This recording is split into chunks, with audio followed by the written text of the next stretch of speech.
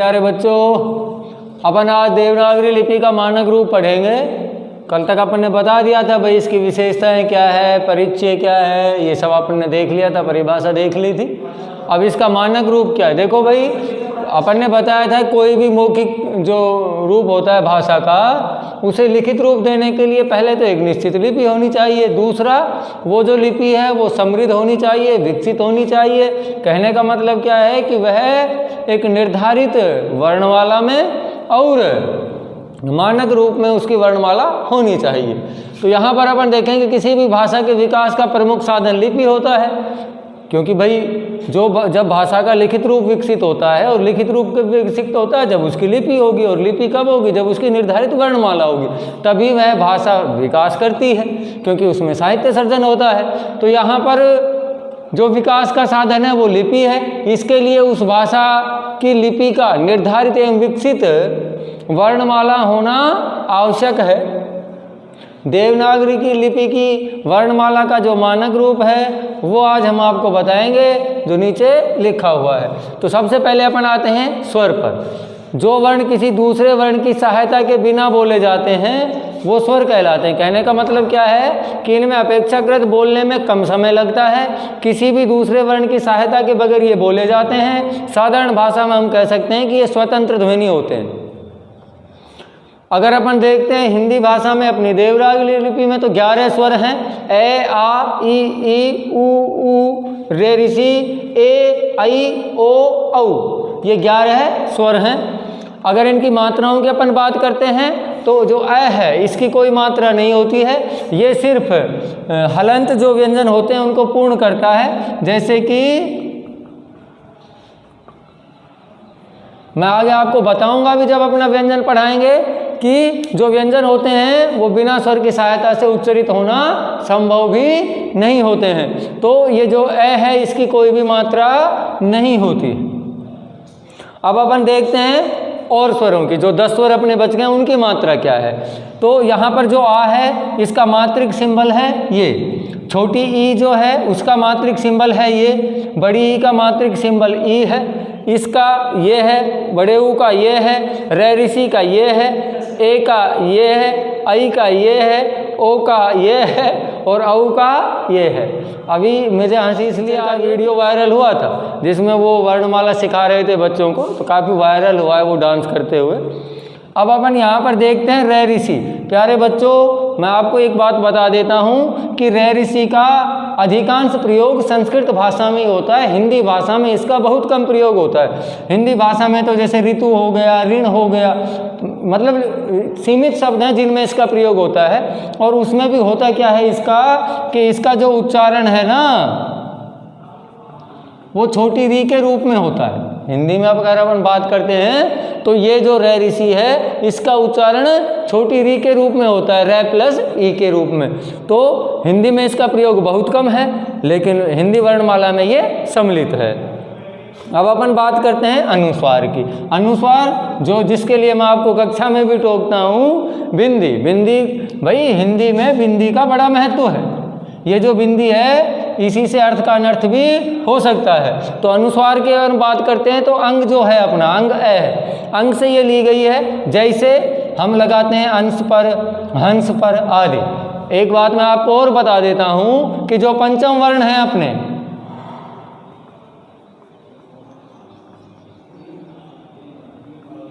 ये जो पंचम वर्ण हैं इनके स्थान पर भी आजकल अनुस्वार का प्रयोग होने लगा है।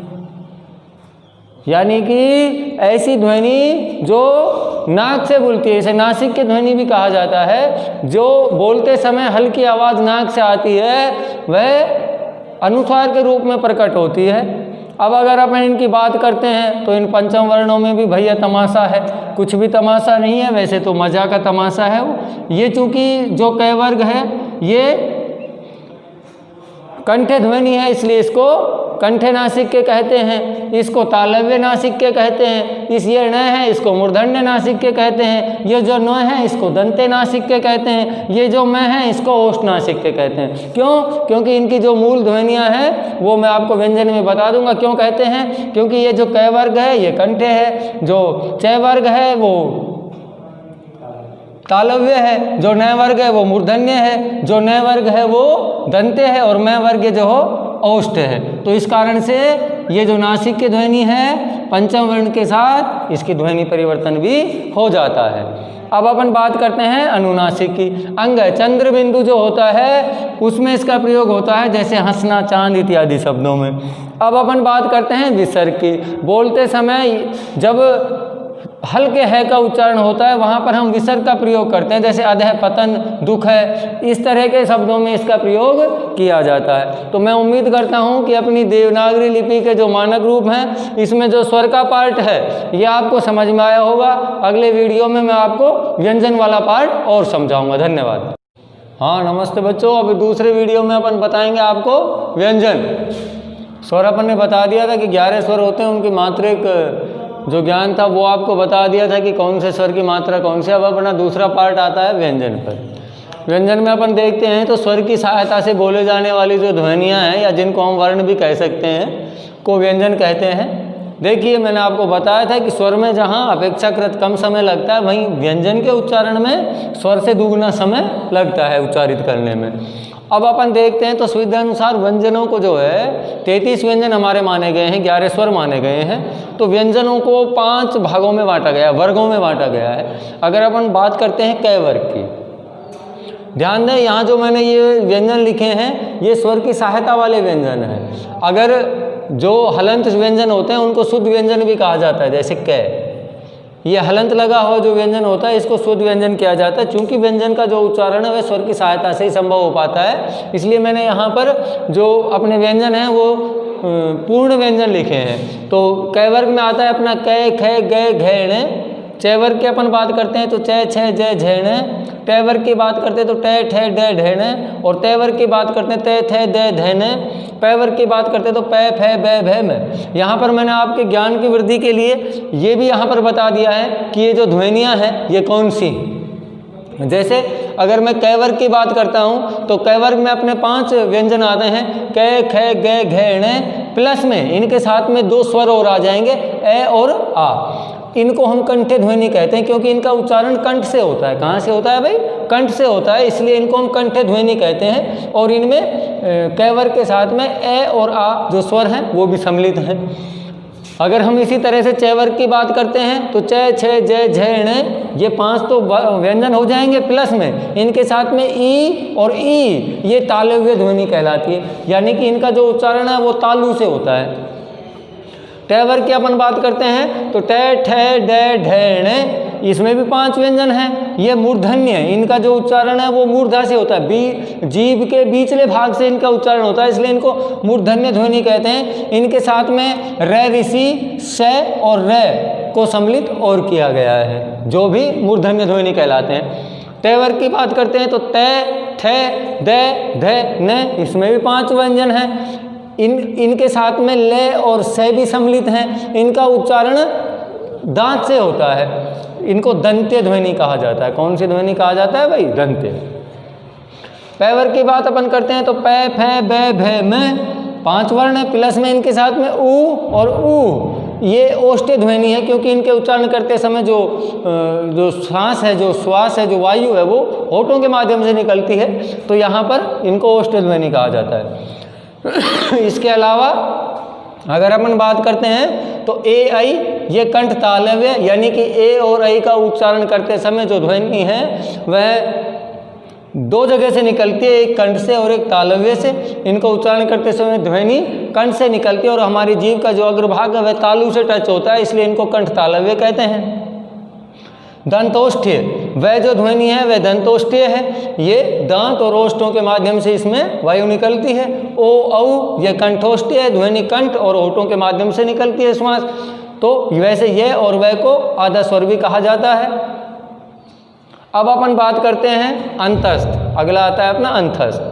अंतस्थ जो स्वर होते हैं ये है कंठ के अंतः भाग से बोले जाते हैं और इनको स्वर एवं व्यंजन के मध्य की स्थिति का माना जाता है, इसलिए इनको अंतस्थ कहा जाता है। इसमें सम्मिलित है ये, रे, ले, व।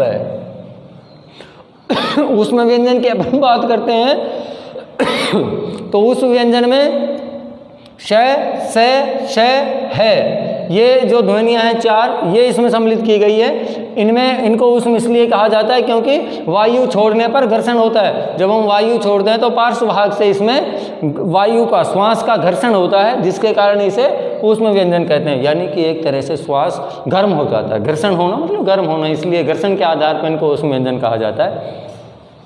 इसके बाद में आता है अपना संयुक्ताक्षर या संयुक्त व्यंजन। अगर संयुक्त व्यंजन की अपन बात करते हैं तो क्षय, छत्रिय, त्र, त्रिशूल, गज्ञानी और श्रेय। हालांकि श्रेय को मानक रूप में सम्मिलित नहीं किया गया है, लेकिन हिंदी वर्णमाला में, देवनागरी लिपि की वर्णमाला में समय समय पर परिवर्तन भी होते रहते हैं। तो यहाँ पर कुछ विद्वान श्रेय को भी चौथा संयुक्त व्यंजन मानते हैं। इसके बाद में अगर स्व्यक्त व्यंजनों की मैं बात करता हूं तो जो स्व्यक्त व्यंजन हैं वो हमारे जैसे क्षय, छत्रिय है, ये क और श के मेल से बना है। ये क और श के मेल से बना है। यहाँ पर अगर मैं आपको देखूं तो अपन इनका और भी इनको खंडित कर सकते हैं। इसमें हलंत लगा करके है जोड़ सकते हैं। ये मैंने आपकी सुविधा के लिए यहाँ पर सिर्फ इनके यही पार्ट मैंने लगाए थे।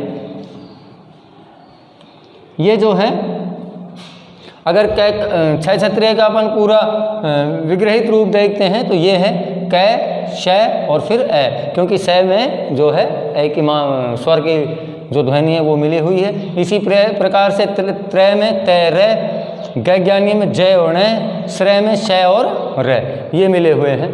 अब अगर मैं आपसे बात करूं तो फिलहाल एक और प्रचलन आया है कि ये जो ग जो है ध्वनि, इसका उच्चारण ये भी होने लगा है, ग और ये, इसलिए इसको ये भी मान लिया जाता है। लेकिन इसका शुद्ध रूप अपन देखते हैं तो ये वाला ही है, जय और ण वाला। तो फिलहाल आप वही माने। अब हम बात करते हैं हिंदी में ग्रहित, यानी कि जो दूसरी भाषाओं से भी कुछ स्वर लिए गए हैं, उनकी ग्रहित स्वर या ध्वनि की हम बात करते हैं तो ओ है। जैसे ये अंग्रेजी से लिया गया है और इसका उच्चारण होता है कॉलेज।